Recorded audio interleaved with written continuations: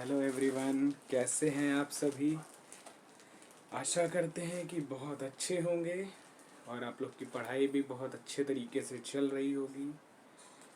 आप देखिए, अभी वर्ल्ड कप बीता जिसमें भारत की हार हुई, लेकिन आप ये देखिए कि भारत की लगातार 10 मैचों में जो जीत थी, हार तो हुई वो बड़ा ही दुख का विषय है। बहुत ही पूरे भारत के जो क्रिकेट प्रेमी हैं उनके लिए बहुत दुख की बात है। लेकिन हम जैसे जीत में टीम के साथ खड़े होते हैं, वैसे हार में भी टीम के साथ होना चाहिए। ऐसा होना चाहिए कि नहीं होना चाहिए, आप बताइएगा ज़रूर। जब हम जीत में शामिल हो सकते हैं तो हमें हार में भी उसी तरीके से शामिल होना चाहिए। और हमारी भारतीय टीम ने जो यहाँ तक पहुँची है वो भी बहुत आसान नहीं था।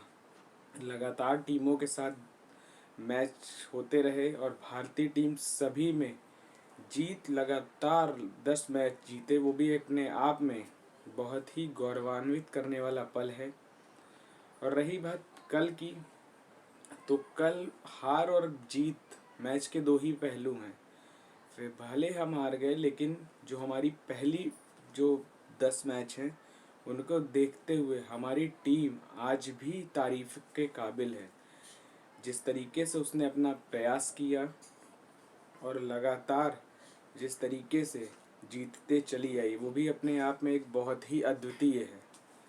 तो हमारे लिए बहुत ही अच्छा है कि आने वाला समय जो भारतीय टीम है, और भी यही उम्मीद कर सकते हैं कि आगे भी बहुत अच्छे से खेलेगी और जो अगला वर्ल्ड कप है उसको हम हासिल करेंगे। फिलहाल आज का जो हमारा विषय है, आप देखिएगा, महात्मा बुद्ध के बारे में आज हमारी चर्चा होगी और इनके सभी पहलुओं को हम टच करेंगे। इनके जन्म के बारे में, इनके संप्रदाय के बारे में, इनकी संगतियाँ जो हुई वो सब, तो एक एक चीज़ों को हम बाकायदा डिस्कस करते हुए, आप बैठिए तो एक नोटबुक और एक पेन लेके बैठिए। उससे होगा क्या, जब हम बताएंगे आपको तो आप उसको लिखते चलिएगा, और जब आप सुनेंगे और लिखेंगे तो आपके दोनों चीज़, कान और हाथ दोनों चलेंगे तो आपको ज़्यादा तेज समझ में आएगा। ठीक है, तो आज हम अपने विषय पे चलेंगे। उससे पहले यदि आप चैनल पे नए हों तो चैनल को सब्सक्राइब करिए, वीडियो पसंद आ रही है तो वीडियो को लाइक करिए और दोस्तों के साथ शेयर करिए। अब आपके एग्ज़ाम नज़दीक ही हैं, बहुत टाइम नहीं है। उस लिहाज से जो आपको कंटेंट दिए जा रहे हैं, जैसे आज का ही जो कंटेंट है महात्मा बुद्ध के बारे में, आप एक बार प्रीवियस ईयर क्वेश्चन को उठाइएगा। कोई भी सिंगल ऐसा एग्ज़ाम आपको नहीं मिलेगा जहाँ पे इस टॉपिक से न पूछा जा रहा हो, और बहुत अच्छे तरीके से क्वेश्चन पूछे जाते हैं। तो इसलिए आप इसको देखिएगा और याद करने का प्रयास करिएगा। तो चलिए फिलहाल हम अपने विषय पे चलते हैं। महात्मा बुद्ध, इनका जो कहना था, जो इनका विचार था, इसमें इन्होंने कहा साधन और साध्य की पवित्रता। जैसे साधन जो हमारे हैं, हमें साध्य पे फोकस ना करके साधन पे फोकस करना चाहिए। साधन माने जैसे हम कोई लक्ष्य प्राप्त करना चाहते हैं, उस लक्ष्य की जो हमारी यात्रा है, यात्रा भी पवित्र होनी चाहिए। और उसी यात्रा जब पवित्र होगी तो हमारा लक्ष्य भी उत्तम ही होगा। तो साधन की पवित्रता पर इन्होंने जोर दिया। ठीक, और इन्होंने क्या किया, जब साधन पवित्र होगा, जो हमारा यात्रा है वो पवित्र होगी, तो हमारा लक्ष्य ओवरऑल बहुत अच्छा होगा और हम बहुत अच्छे तरीके से प्राप्त कर पाएंगे कोई भी चीज़। साथ ही इन्होंने, इनका क्या था कि कोई भी चीज़ यदि अच्छी है तो हम जब अच्छे के समय उसके साथ हैं तो बुरे समय में भी उसके साथ हों। अर्थात हर परिस्थिति में अपने को एकदम न्यूट्रल रख के रहें, तभी हमारा संपूर्ण बौद्धिक विकास हो पाएगा। हमारी मानव जो टेंशन है, मानसिक टेंशन है, वो सभी दूर हो पाएगी। तो ऐसा इनका विचार था। अब आइए इनके जन्म पे बात करें। इनका जो जन्म हुआ था 563 ईसा पूर्व में कपिलवस्तु लुम्बिनी, नेपाल में इनका जन्म हुआ। और इनके जो पिता थे उनका नाम था शुद्धोधन। क्या नाम था उनका? शुद्धोधन। जन्म हुआ कब था? तो 563 ईसा पूर्व में कपिलवस्तु लुम्बिनी में, कपिलवस्तु नेपाल के पास पड़ता है, वहां पे हुआ। इनकी जो माता थी उनका नाम था महामाया। जो पिता थे वो शाक के क्षत्रिय कुल से संबंधित थे। जो माँ थी वो कोलीय वंश से संबंधित थी। इनके बचपन का नाम था सिद्धार्थ। इनके बेटे का नाम था राहुल। इनकी पत्नी का नाम था यशोधरा। और इनका जो पालन पोषण हुआ प्रजापति गौतमी ने किया। इनकी मौसी थी प्रजापति गौतमी। हुआ क्या था, जब ये जन्म हुआ, जन्म के पश्चात ही इनकी माता जो थी उनका निधन हो गया। तो उसके बाद इनका जो पालन पोषण था वो महा प्रजापति में गौतमी के द्वारा किया गया। और यही थी जो पहली शिष्या भी बौद्ध धर्म में बनी थी। प्रजापति गौतमी इनकी मौसी ही थी, ध्यान रखिएगा। इनकी जो मृत्यु थी 483 में कुशीनगर में हुई थी। कहाँ पे? 483 में कुशीनगर में। एक बार फिर से सुनिएगा, इनका जन्म कहाँ हुआ था? तो 563 ईसा पूर्व लुम्बिनी कपिलवस्तु में हुआ। पिता का नाम इनके क्या था? शुद्धोधन था। माता का नाम क्या था? महामाया था। इनकी पत्नी का नाम यशोधरा था। बेटे का नाम राहुल था। इनका जो सारथी था उसका नाम था चन्ना। क्या था इनके नाम? चन्ना। ठीक है, ध्यान रखिएगा। जो इनकी भाषा थी वो क्या थी? पाली भाषा थी, ध्यान रखिएगा ये भी थी। कौटिल्य ब्राह्मण, इनका जब जन्म हुआ तो एक ब्राह्मण आए, उन्होंने बताया इनके पिता को, या तो ये एक महाराज चक्रवर्ती सम्राट बनेगा या ये सन्यासी बनेगा। तो इनके पिता को लगा सन्यासी ना बने, पूरा राजपाट संभालना है। तो इन्होंने कम वर्ष आयु में ही इनका विवाह कर दिया। 16 वर्ष की आयु में इनका विवाह कर दिया। किसके साथ कर दिया? तो यशोधरा के साथ कर दिया। ठीक। और उसके बाद इनका पुत्र भी हुआ जिसका नाम था राहुल। तो इन्होंने इनके जब शादी वादी कर दिया तो इन्होंने क्या किया, एक दिन ये सो रहे थे तो इन्होंने 4 स्वप्न देखे। 4 स्वप्न पूछता है एग्जाम में, ध्यान रखिएगा। उसमें एक था बूढ़ा व्यक्ति, दूसरा था बीमार व्यक्ति। कौन सा? एक बूढ़ा व्यक्ति, बीमार व्यक्ति, एक था आपका उसमें सन्यासी, और एक था मृत व्यक्ति। 4 लोगों को देखा, बूढ़ा व्यक्ति, बीमार व्यक्ति, मृत व्यक्ति और सन्यासी। जब चारों को इन्होंने देखा तो देखा जो बूढ़ा व्यक्ति था वो अपने शरीर से परेशान, जो बीमार था वो अपने दवा और उसके लिए परेशान था, बीमारी से परेशान था। जो मृत व्यक्ति था वो चल रहा, उसके पीछे लोग रो रहे हैं, मतलब एकदम परेशान है वो भी परिवार। जब सन्यासी को देखा वो अपना मस्त मौला चला जा रहा है, कोई दीन दुखिया से कोई दीन से मतलब नहीं, एकदम मस्त है। तो इनको लगा सबसे अच्छा जो है जीवन वो सन्यासी का है।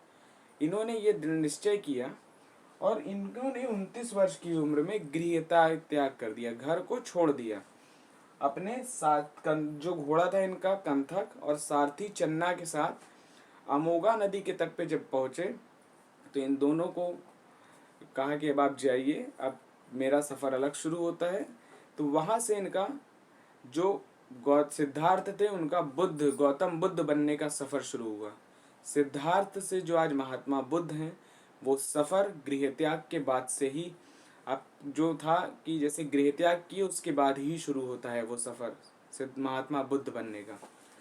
तो इन्होंने जब त्याग दिया तो इनको जो ज्ञान की खोज हुई वो कहाँ पे हुई? वैशाली में। जब ये खोज में निकल पड़े कि अब ज्ञान की खोज करना है भाई, तो ये सबसे पहले पहुंचे वैशाली में। वैशाली में इनके प्रथम गुरु के रूप में जाना जाता है आलार कलाम को। वहाँ पहुंचे और वहाँ पे इन्हें उपनिषद का ज्ञान हुआ, साथ ही यहाँ पे इनको ब्रह्म विद्या तप आदि चीज़ों का ज्ञान हुआ। लेकिन ये वहाँ संतुष्ट नहीं हुए। फिर ये कहाँ पहुँचे? फिर ये पहुँचे आपके रुद्रक पुत्र आश्रम में पहुँचे।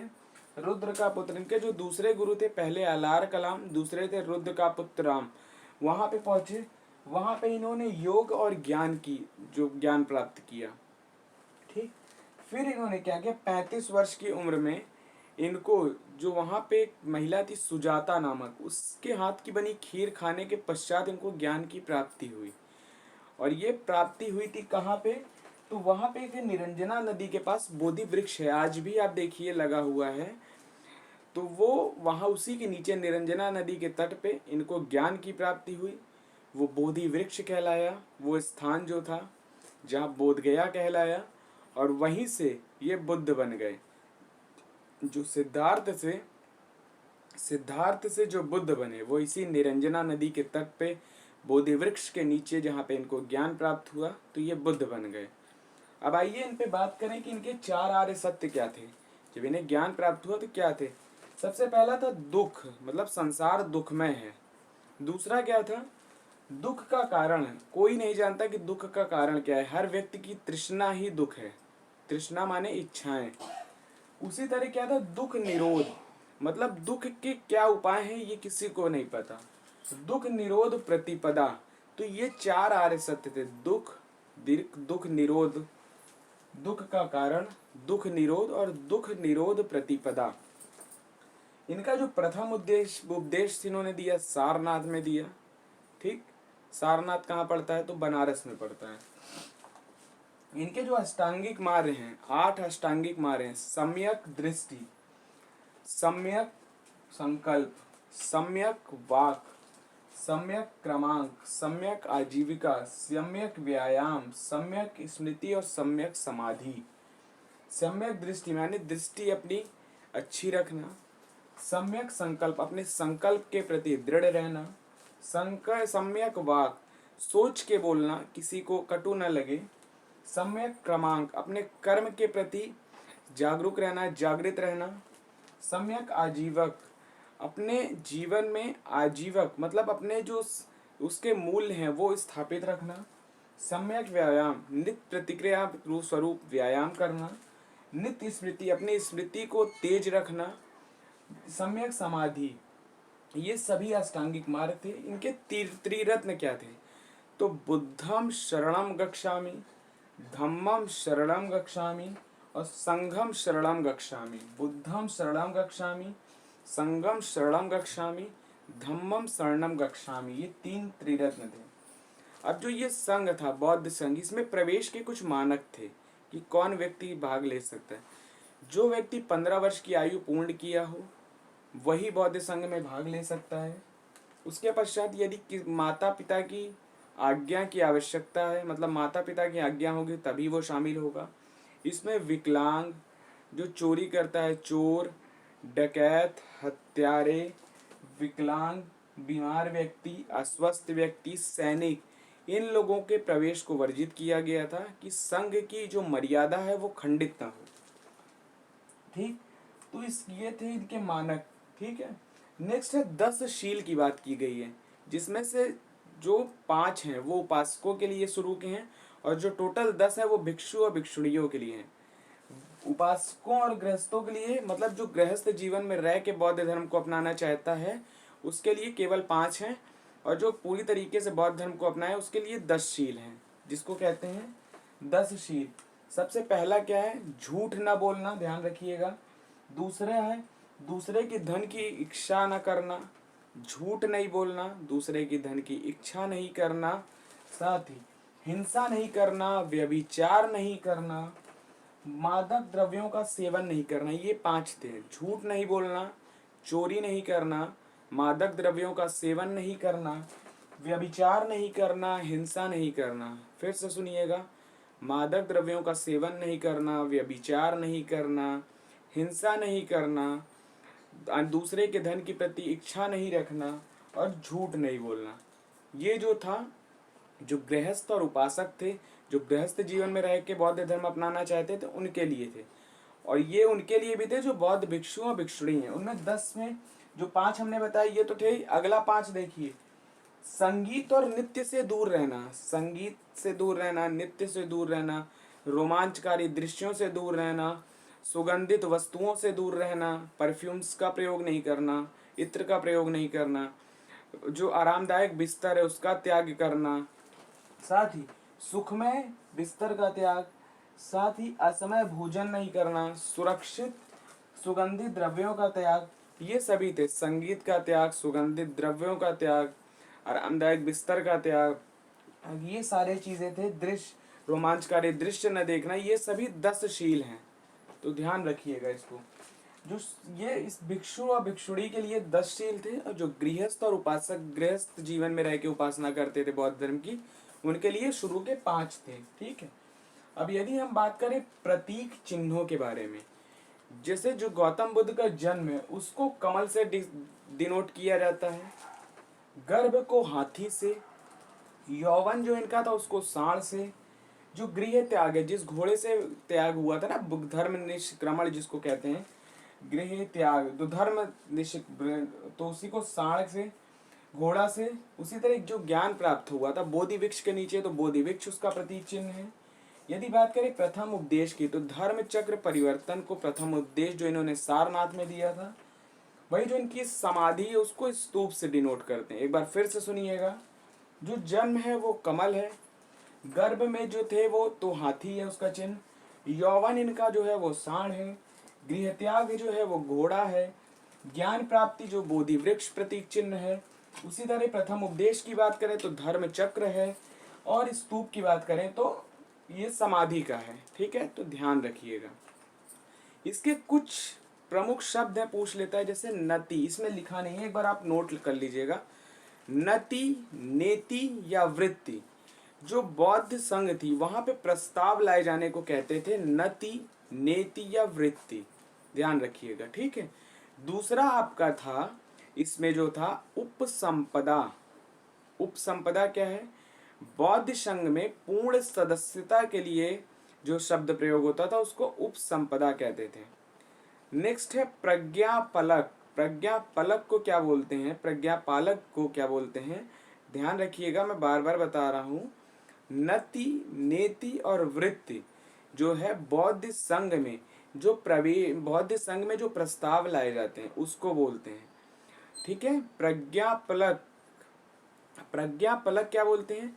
जो बैठक सभा को व्यवस्थित करते हैं वाले जो अधिकारी हैं उनको प्रज्ञापलक कहते हैं। उपसंपदा क्या है? उपसंपदा। उपसंपदा में जो बौद्ध संघ में पूर्ण सदस्यता प्राप्त करते हैं उनको उपसंपदा कहते हैं। उसी तरह समनेर। समनेर क्या होता है? बौद्ध संघ में जो प्रारंभिक प्रवेश होता है उसको क्या बोलते हैं? समनेर। बौद्ध संघ में जो प्रारंभिक प्रवेश होता है उसको समनेर कहते हैं। ये थोड़ा सा वर्ड है, ध्यान रखिएगा इसको। नति या नेति किसको बोलते हैं? तो जो बौद्ध संघ में प्रस्ताव लाया जाता है। प्रज्ञापलक क्या वो किसको बोलते हैं? जो बैठक की व्यवस्था करने वाले जो अधिकारी होते हैं। जो उपसंपदा है, बौद्ध संघ में पूर्ण सदस्यता को उपसंपदा कहते हैं।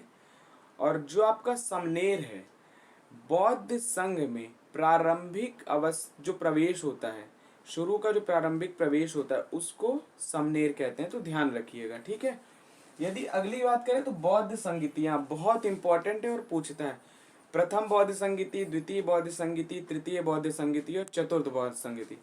जो प्रथम बौद्ध संगीति हुई थी ये हुई थी 483 में, राजगृह में हुई थी। जो उस समय अध्यक्ष थे, जो उस समय शासनकाल जिनका था वो अजातशत्रु थे, और महाकश्यप इसके अध्यक्ष थे। कौन थे? महाकश्यप। हुई कब थी? 483 में। कहाँ पे हुई थी? तो राजगृह में। कौन सी हुई थी? तो पहली हुई थी। इसमें जो था वो क्या था? सूक्ति पिटक और विनय पिटक की रचना हुई थी। अब जानना होगा कि सूक्ति पिटक और विनय पिटक क्या होता है, तो आइए फिर देखते हैं। जो सूक्ति पिटक है बौद्ध धर्म के सिद्धांत के बारे में बात करता है। क्या करता है सूक्ति पिटक? जो बौद्ध धर्म है उसके सिद्धांत की बात करता है सूक्ति पिटक। वहीं बात करें विनय पिटक की, तो बौद्ध धर्म के जो नियम है उसकी बात क्या करता है? नियम बनाने की बात विनय पिटक करता है। ठीक है, नेक्स्ट बात करें द्वितीय बौद्ध संगीति। प्रथम समझ में आ गई आपको? कब हुई थी? 483 में हुई थी। कहाँ हुई थी? राजगृह में हुई थी। अध्यक्ष कौन थे? तो महाकश्यप। किसके शासनकाल में हुई थी? तो अजातशत्रु के शासनकाल में हुई थी। यहाँ पे हुआ क्या था? तो विनय पिटक और सूक्ति पिटक की रचना हुई थी। विनय पिटक क्या था? तो बौद्ध धर्म के नियम बनाने का, और जो सूक्ति पिटक का बौद्ध धर्म के सिद्धांत की बात करता है। ध्यान रखिएगा। बात करें द्वितीय बौद्ध संगीति, ये कब आई थी? 383, 100 वर्ष के बाद ही 383 ईसा पूर्व में। ईसा पूर्व आपको पता है ना कि ईसा पूर्व जब रहता है, जैसे 483 पहले आया, 383 के बाद में, मतलब 383 जो है बाद में आएगा, 483 पहले आएगा, ईसा पूर्व। ध्यान रखिएगा इस चीज को। बात करें द्वितीय बौद्ध संगीति, तो ये 383 में हुई थी। कहाँ हुई थी? वैशाली में। जो शासन काल था उस समय किसका था, तो कालाशोक का था। और जो इसके अध्यक्ष थे वो साबाकामी थे। कौन थे, साबाकामी। इसमें क्या हुआ था, जो बौद्ध धर्म था वो दो भागों में बटा, महासंघिक और स्थाविर। क्या हुआ था, महासंघिक और स्थाविर। जो महासंघिक थे इनका जो नेतृत्व किया था, उसका नेतृत्व किया था इसका जो नेतृत्व किया था महाकचान, हाँ महाकाव्य ने, महासंघिक थे और साबक साबक मीर थे।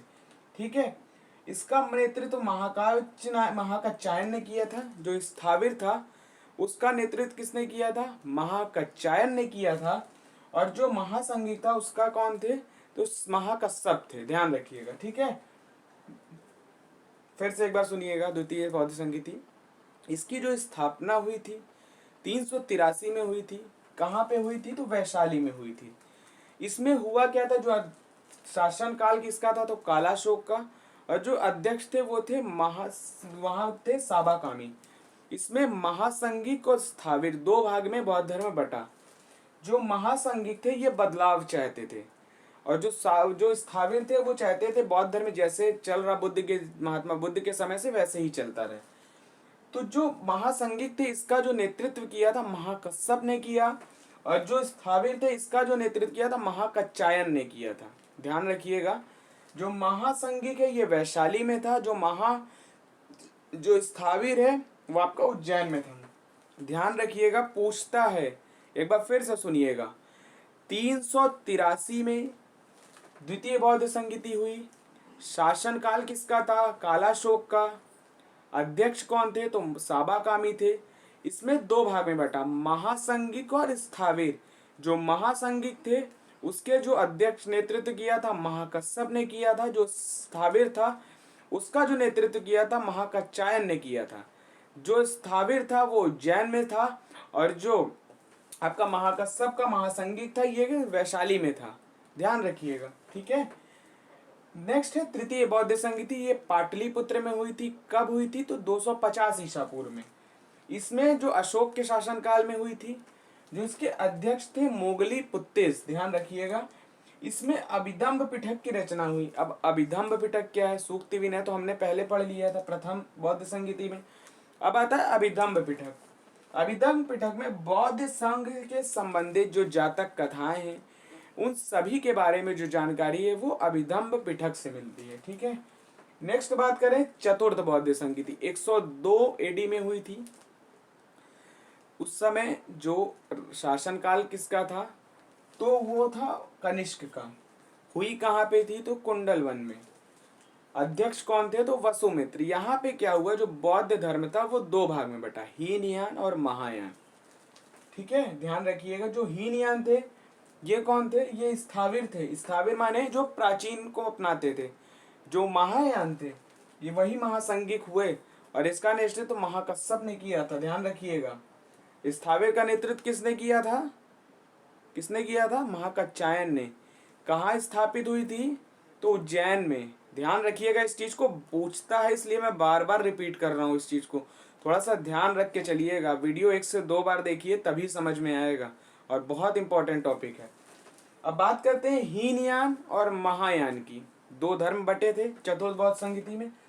जो गौतम बुद्ध को महापुरुष मानते थे वो हीनयान थे, ठीक है। और जो गौतम बुद्ध को भगवान मानते थे वो महायान थे, ठीक। जो यथार्थवादी थे वो हीनयान जो थे वो यथार्थवादी मानते थे, और जो परोपकार एवं सेवा को मानते थे वो थे महायान, ठीक है। मूर्ति पूजा के हीनयान जो थे वो मूर्ति पूजा के पक्षधर थे। महायान मूर्ति पूजा के पक्षधर नहीं थे, ठीक है। जो महात्मा बुद्ध की जो इनकी भाषा थी, जो हीनयान था वो पाली भाषा थी, और जो महायान था वो संस्कृत भाषा थी, और गौतम बुद्ध की जो भाषाएं थी वो भी पाली थी। तो हीनयान जो परिवर्तन नहीं चाहते थे, महायान जो परिवर्तन चाहते थे। ध्यान रखिएगा इस चीज को, ठीक है। जो मूर्ति पूजा के समर्थक थे वो कौन थे, तो महायान थे। जो परिवर्तन चाहते थे, सीधी सी बात है भाई। और जो मूर्ति पूजा के पक्षधर नहीं थे, ठीक है, मूर्ति पूजा के पक्षधर नहीं थे। महायान क्या थे, मूर्ति पूजा में विश्वास नहीं रखते थे, ठीक है। और ये थे जो हीनयान मूर्ति पूजा में विश्वास रखते थे। एक बार फिर से सुनिएगा मेरी बात को, हीनयान और महायान। गौतम बुद्ध को जो हीनयान था वो महापुरुष मानते थे। ठीक, ये मानते थे कि जो गौतम बुद्ध है ये व्यक्तिवादी जो धर्म है, ये मूर्ति पूजा के पक्षधर थे और ये पाली भाषा को मानते थे। ठीक है, पाली भाषा में अपनी बात कहते थे। जो महायान था वो बुद्ध धर्म को भगवान मानता था तथा इनको सेवा और परोपकार पे बल देते थे। मूर्ति पूजा में विश्वास नहीं रखते थे जो महायान थे, ध्यान रखिएगा। और जो संस्कृत भाषा का प्रयोग है वो महायान करते थे। ठीक है, ध्यान रखिएगा इस चीज को। अब हम बात करें बोधिसत्व। अभी भावी बुद्धा भी आएंगे आने वाले समय में, कुछ वर्षों, कुछ 100 वर्षों के बाद आएंगे, जब एक समय पूरा होगा। उसी तरह कई इसके पहले आ चुके हैं। तो आइए बोधिसत्व के बारे में जानते हैं कितने हैं। सबसे पहले जो बोधिसत्व थे उनका नाम था अवलोकितेश्वर, पूछ लेता है कभी कभी। नेक्स्ट जो आए थे वज्रपाणी। थर्ड नंबर पे जो थे वो थे मंजूश्री। फोर्थ पे आपके थे जो थे क्षितिगर्भ। कौन थे? क्षितिगर्भ। और जो भावी बुद्ध होंगे वो मैत्रेय यानी भावी बुद्ध। अवलोकितेश्वर है पहले, दूसरे हैं वज्रपाणी, तीसरे आपके मंजूश्री, चौथे क्षितिगर्भ और भावी बुद्ध जो होंगे मैत्रेय। तो ध्यान रखिएगा, पूछ सकता है एग्जाम में भावी बुद्ध कौन है, तो मैत्रेय ध्यान रखिएगा।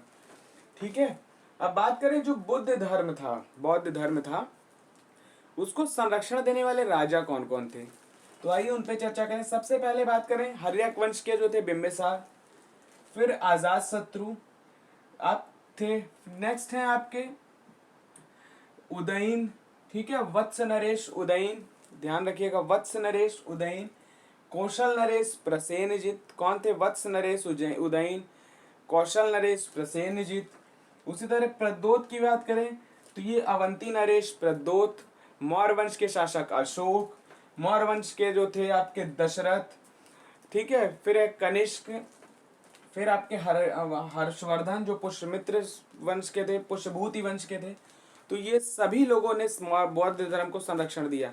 फिर से नाम सुनिएगा, अशोक, दशरथ, अजातशत्रु, कालाशोक, प्रद्योत, आपके प्रसेनजित।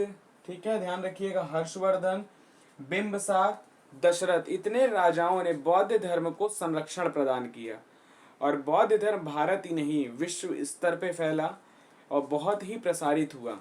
आपको बिहार में बोधगया है जहाँ महात्मा बुद्ध की बहुत, आप देखिए जो प्रतिमा लगी है वहाँ पे बोधि वृक्ष भी आपको देखने को मिलेगा। हालांकि जो वो बोधि वृक्ष है वो उस समय का नहीं है, वो कई बार कटाव के बाद जो अभी है वो अभी लगभग 500 से 600 वर्ष पुराना है। तो वो भी आपको देखने को मिल जाएगा और आपको जाना चाहिए, बहुत ही अच्छा, वहाँ शांति इतनी मिलती है, आप एक बार जाइएगा यदि नहीं गए हो तो। चलिए, आपका ये था पूरा बौद्ध धर्म के बारे में, हमने सारी चीज़ों पे चर्चा की। और इसमें एक चीज़ और है, चैत्य और विहार पूछ लेता है। चैत्य क्या होता है और विहार? चैत्य होता है जो बौद्ध धर्म के जो पूजा स्थल है, ठीक है, और जो विहार है वो क्या है? बौद्ध जो लोग हैं उनका निवास स्थल। तो जब बौद्ध अपने बारिश और इसके समय में जो निवास करते हैं वो विहार कहलाता है और जहाँ पे पूजा करते हैं वो चैत्य कहलाता है। चैत्य पूजा स्थल है और विहार क्या है? विहार वो स्थान है जहाँ पे ये निवास करते हैं। तो इस चीज को आप ध्यान रखिएगा, ठीक है, चैत्य और विहार। ठीक है, तो चलिए फिर आपको आशा करते हैं कि सारी चीज समझ में आई होगी।